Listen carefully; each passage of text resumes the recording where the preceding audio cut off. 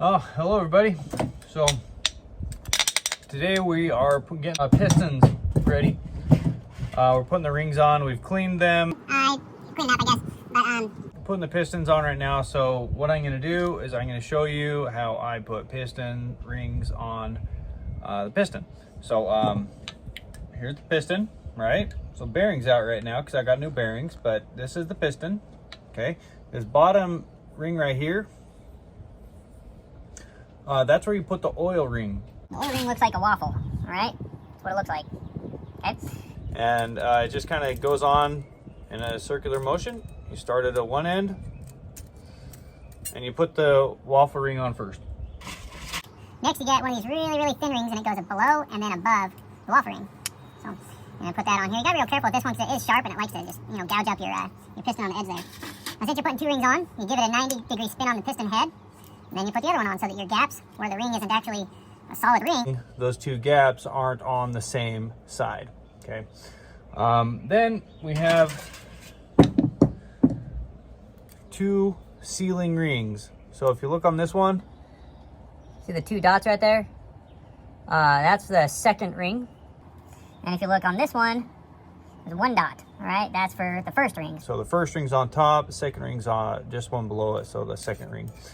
So if they're not marked, then it doesn't matter.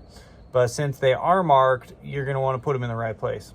So for putting piston rings on, I use this this tool. It just helps you expand the ring. So you put it in there. And then it opens it by pressing the wrench closed, or open. So There you go. And you only open it just enough. You don't wanna like open it way too much. And you make sure that your two dots there are up. okay, now since you're dealing with rings, you wanna spin your head 90 degrees again. You don't want your two rings to be separated on the same side because that will reduce your compression. So if you put it 90 degrees, like you should, it'll have better compression. So then you grab it again by the little wrench and You open it just enough. set it in the ringland. Now this piston is ready to be installed in the engine.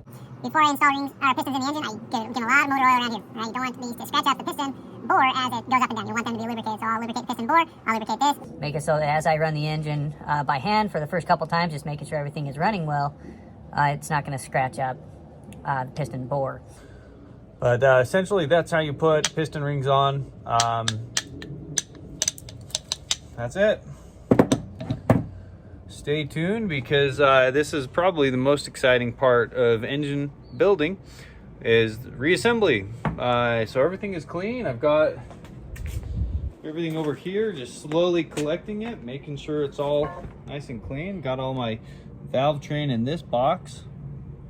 Everything's in there. Got some brass freeze plugs this time. so we're gonna see how those do against the steel ones. But crankshaft, camshaft, damper, chain here. Here's the chain itself. So This box has all of the crankshaft bearings. Well, I mic'd it. It is a regular crankshaft, so it just got standard bearings. And then these in here are the connecting rod bearings. So they're all packaged up, and hopefully tonight we can start reassembling the engine. How cool would that be? Got some family stuff that I gotta go to and hang out with family for a little bit, but maybe after that, maybe. let's see how it goes. Maybe I'll be able to do it tonight. Maybe I'll start tomorrow. Whenever you can fit it in, right? Well, thanks for tuning in, y'all.